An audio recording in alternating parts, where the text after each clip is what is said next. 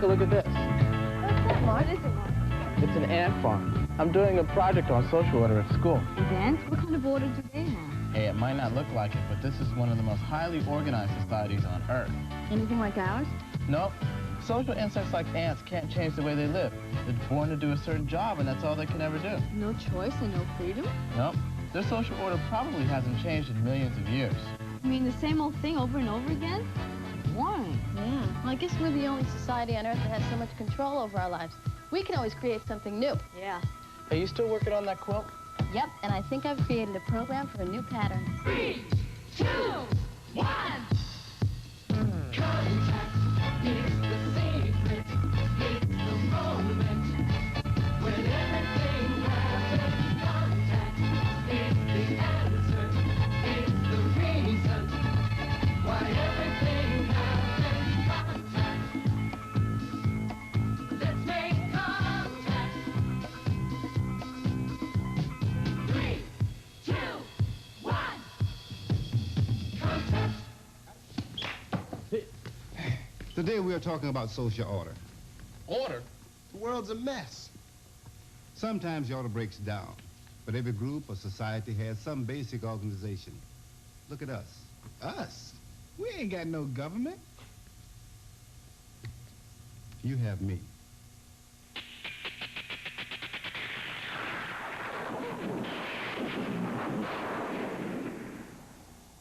I never thought of ants as a society. They're just bugs. I thought only people had social order. You know, like with laws and the government. Hey, there are all kinds of social order. Theirs is set by nature, and it doesn't change, just like that program you wrote for the computer.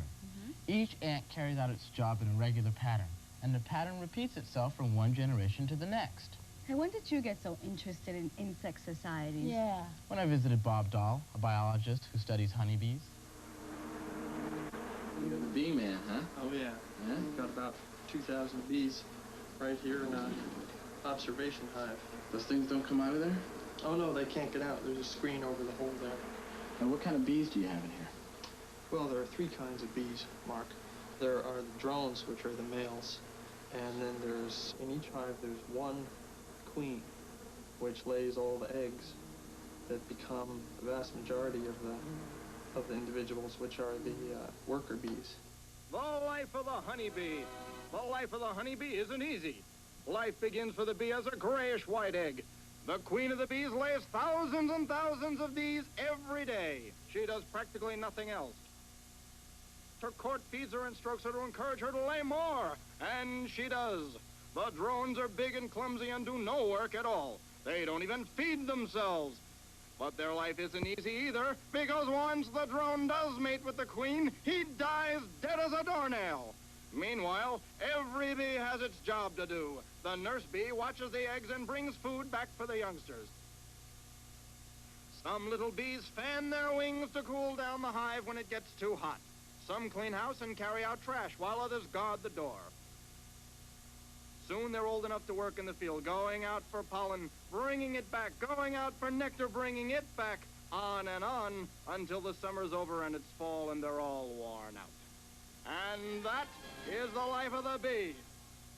Wow, there's a lot of them. Working along.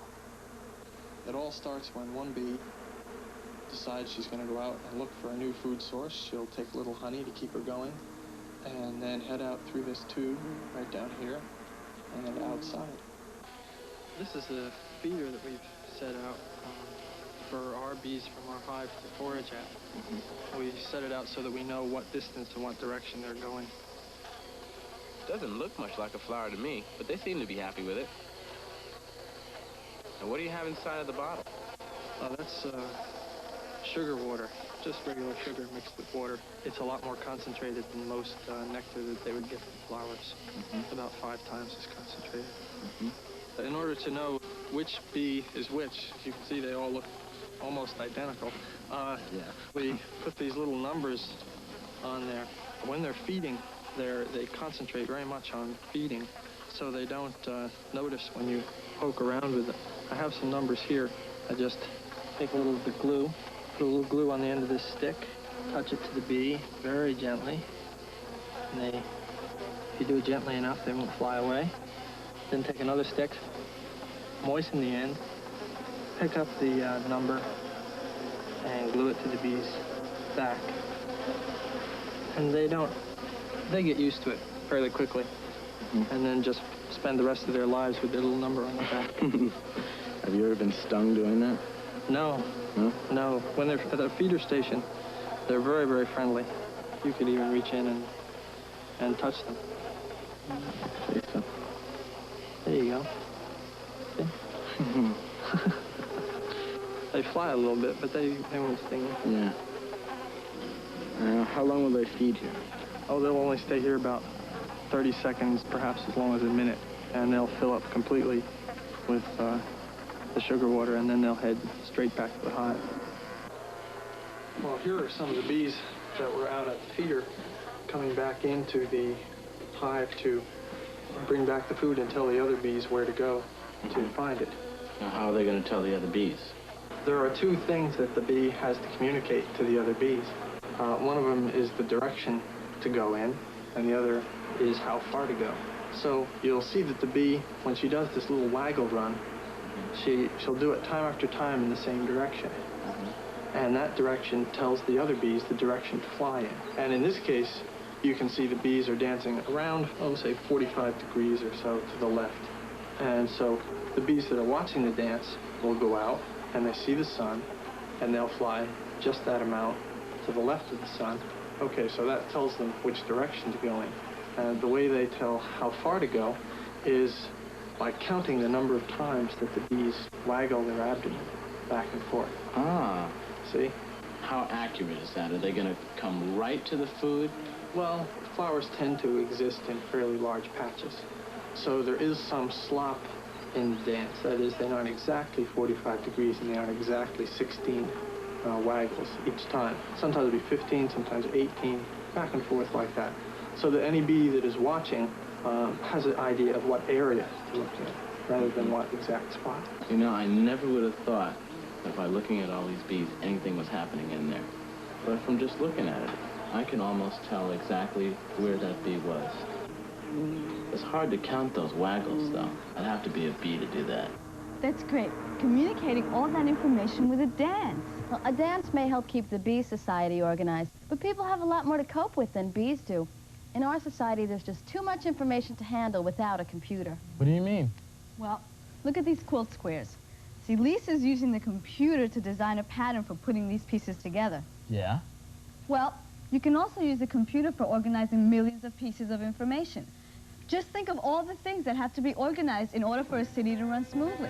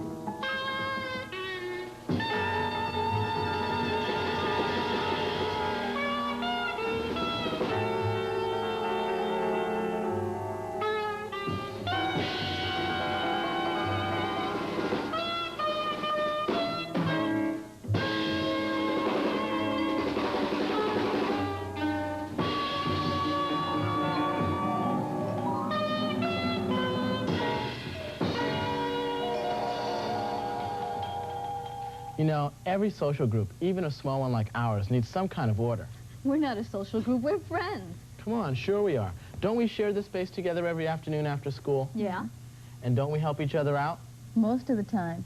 Wait, you're not going to put us in your project, are you? Oh, that must be my computer professor, Judas Schwartz. Remember he said he was coming by today? Oh, yeah, right. Hey, how Hi, are you? Judas. Nice to see Thanks you. for Hey, coming. Mark, Good to see Lisa, you how again. are you? Hey, listen, how's your computer stuff coming along? Where do you see the quilt yeah. patterns we've come up Is it with? going all right? Yeah, Trini taught me a lot of different things with it, and we've all been trying it. It's really Oh, fun. that's good. You too, Mark? Yep, I've learned a couple of things. Okay, wait, let me show you what we started out with. Okay. We started out with this, right? This is what we started out with. Yeah, that's right. And then Trini helped me change the program so that we could create patterns like this. Let me show. This is what we came up with. 2, 8, return. Okay, see? Hey. This one came out really good. Yeah, but you see, it's really not exactly what I wanted. What do you want exactly? You see, the program is changing the colors randomly, and I wanted to choose the colors and decide where they go. Oh, then you're going to have to modify it. Yeah. Can this thing go on forever? Unless somebody shuts the power off. Or we can stop it. You know, Lisa, computers are great for helping designers. Architects can see what a building is going to look like even before it's built, and you can try out all kinds of designs. You know, you can even model traffic for a whole city. See? Didn't I tell you the computer could handle large amounts of information? It sure did. Yeah, and I mean, if you just think about all of the telephone calls in a big city in one day, you know, that would be impossible to handle without a computer. You know, what it does really is it helps us get some order into our lives that are getting more and more complicated. I wonder what it would be like to live in a less complicated society. Man, just look at all that space. No traffic or pollution. The Gui people of Botswana, Africa, are hunters and gatherers. For food, they depend on whatever they can find.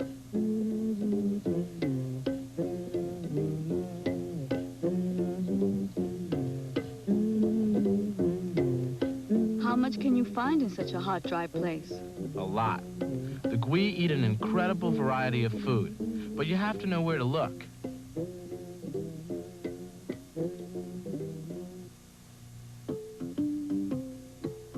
People were hunters and gatherers for hundreds of thousands of years. It's a pattern of life much older than agriculture and cities. In fact, it's one of the most successful survival patterns people ever developed.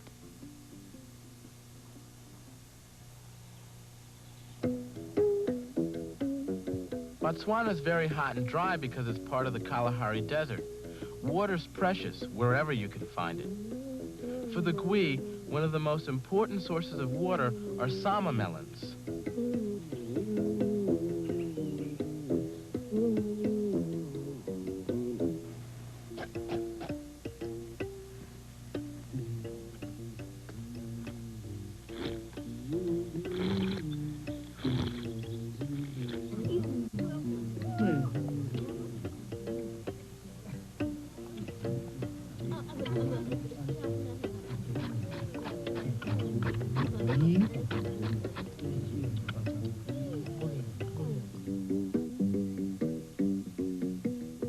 Hunters and gatherers have to be on the move, searching out fruits, nuts, roots, and following wild animals.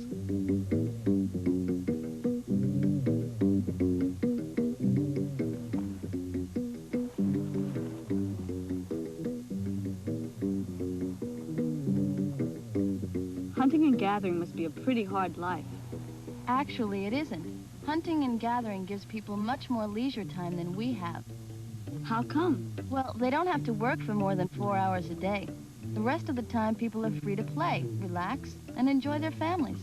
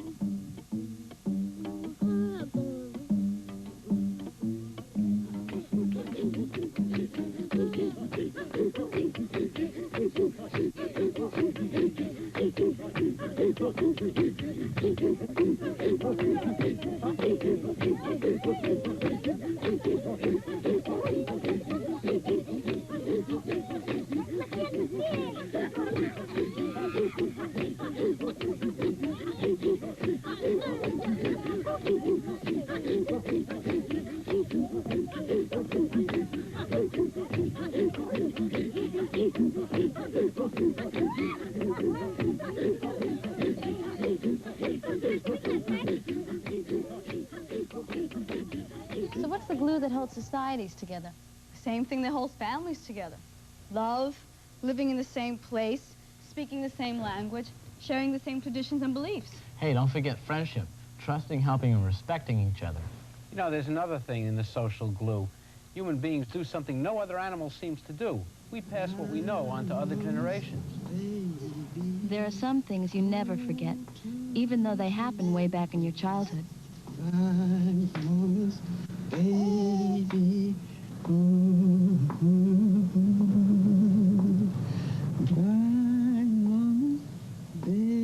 baby, go to sleep.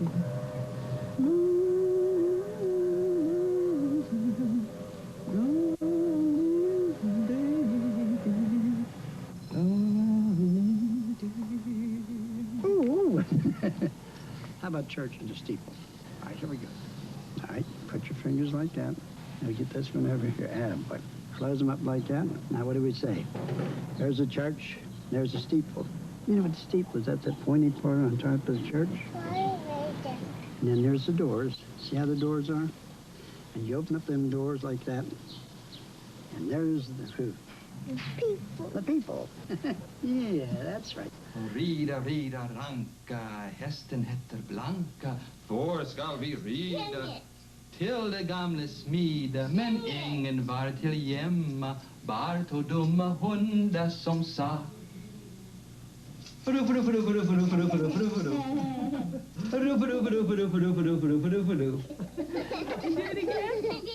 Okay. First we learn to walk, then we learn to trot, then we learn to gallop fast, then we learn to trot.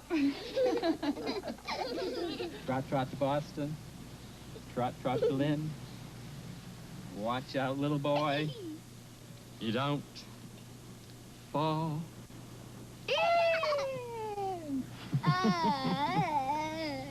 Rooster, this is a rooster, okay? This is your hen. And pull it. What's good? Rooster, hen, pull it. Would I see what that was? Pull it. It's been years and years, but I still know you. And no, but I still. Ow! Chest, your back from the army. If I lived up here and you lived down here, would you ever come up to see me? My mother taught me a game I bet nobody here knows. Yeah, what is it? It's called Ambassador. It's played with a group of kids, and there's a song that goes with it. You want to hear it? Yeah, how's it go? Okay. Now, it starts out with a group of kids on one side and one child on the other side. It could be a boy or a girl, and he makes believe he's the ambassador, and he sings this part of the song. Ambassador matarile, ambassador matarile. Okay? Now, one of the other kids on the other side sings to the ambassador and says, what do you want? Que quiere usted matarile, que quiere usted matarile. And the ambassador answers that he needs a page for the king. Yo quiero un paje matarile, yo quiero un paje matarile. Okay. Now, the kids on the other side ask him, okay, well, what kind of jobs do you have to offer? ¿Qué oficio le pone usted matarile? ¿Qué oficio le pone usted matarile? And then the ambassador answers with a position. Le pondremos bailarín matarile. Le pondremos bailarín matarile. Want the job? I don't know. What is it?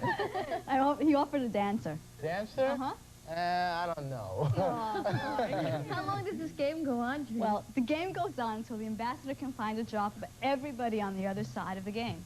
Hey, you know, my father taught me a game that's played with a piece of string. Is that Cat's Cradle? Yeah, that's right. You know how to play? Yeah, of course I know. Oh, okay, Cat's Cradle. you. You know it? Yeah. I've seen him play, but I don't know how to play it. I've never played it either. It's really simple, too. Like that, and then we go like that. Yeah. Nice. With your pinkies now. Ooh, that's a nice pattern. Yeah, well, we're pattern-making creatures, and, you know, putting things in some kind of order seems to come naturally to us.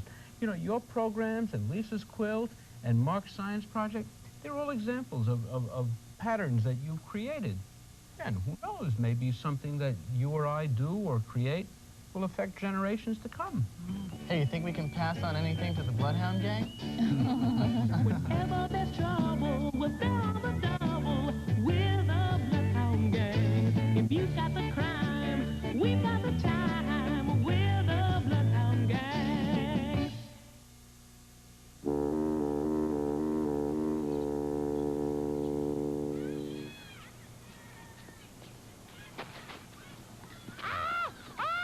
Stop! Steve! Bloodhound Detective Agency, I'll catch him!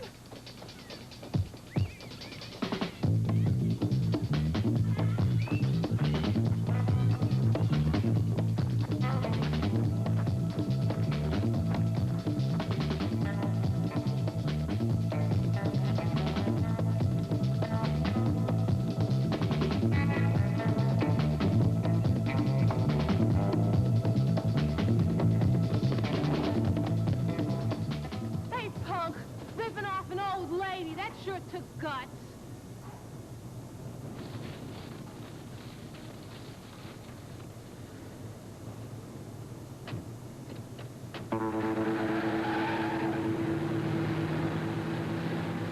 Mr. Big. No identification? This was all that was in the purse? Just the envelope. It's blank. But it's sealed. Maybe we ought to open it. There's something inside. Maybe an address. Blank, too. Why would a woman walk around with nothing but this in her purse? Doesn't add up. But it must add up to something. Why would they kidnap a shabby old lady? Maybe it wasn't the old lady they were after. Maybe it was this blank piece of paper. Secret writing. I'm gonna go call Mr. Bloodhound. Doesn't anybody have your ears on? This is Private Eye looking for an idea, Mr. Big. Someone give me a holler. Thanks, Mr. Bloodhound. Hold on a minute. Mr. Bloodhound says if invisible writing was done with lemon juice, heat should bring it out. I know that one, but it's not working. Well, there's nothing here. It must not be lemon juice, Mr. Bloodhound. Is there anything else we could try? Salt water? Okay, thanks. I'll call you back if that doesn't work. Mr. Bloodhound says you can write secret messages with strong salt water. The writing will appear if you scribble softly with a charcoal pencil. I sure hope the police found the old lady. They should have been able to trace the license. Look, there's something coming up.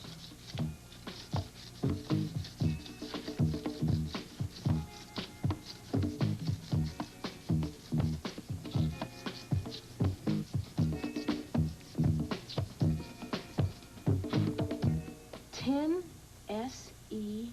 Bay. 9/25/1730. Can you make any sense out of it? 10 S.E. 10 S.E. Could be a direction. 10 southeast. Sounds like Tennessee to me. Tennessee. Of course, Tennessee Bay. Never heard of it. Well, if it's around here, we should be able to find it on the map. Thanks for the comeback, Invisible Man. This is Private Eye wishing good numbers on you. Got it. Guess who Mr. Big is? Big-time smuggler. His real name is Aces. Bloodhound Detective Agency, whenever there's trouble, we're there on the double. Mr. Bloodhound isn't here. What? Yes, Mr. Aces. We'll expect you.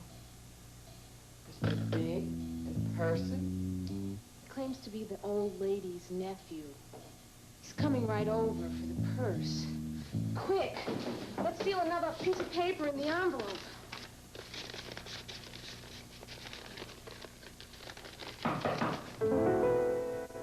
Mr. Big?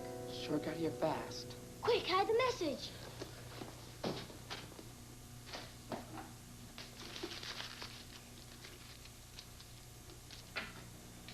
Well, here you are, my dear.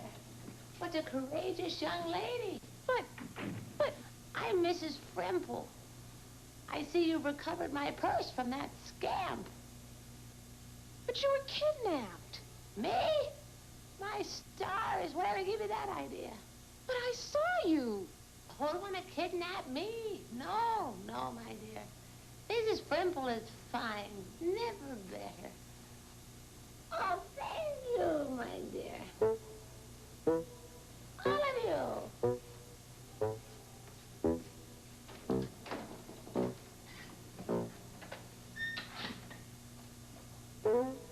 story's fishy. Wait till she discovers you slipped her a blank piece of paper. Does Mrs. Frimple know more than she's telling? Find out tomorrow in the conclusion of The Case of the Secret Message.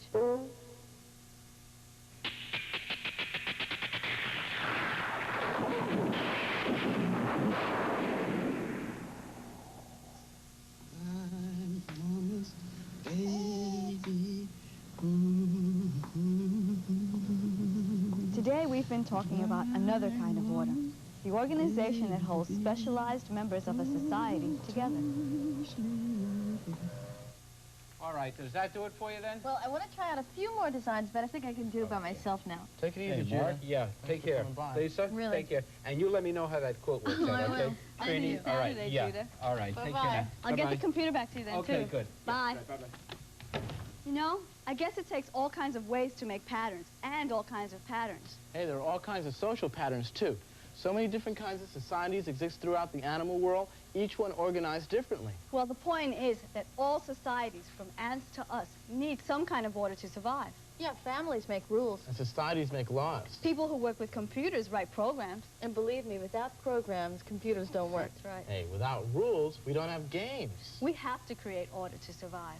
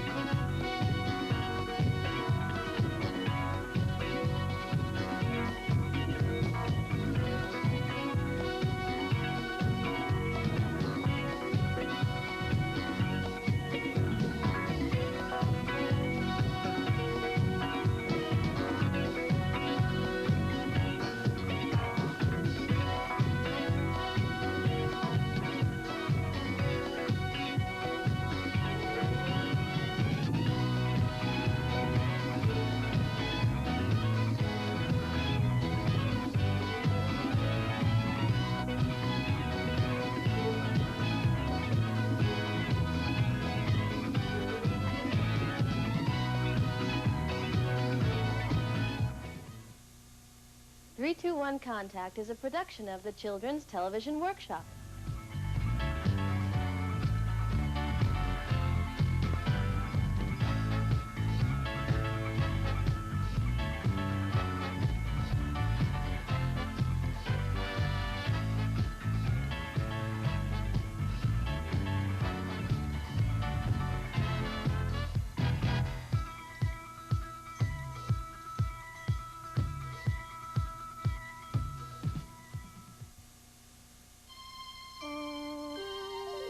This is PBS.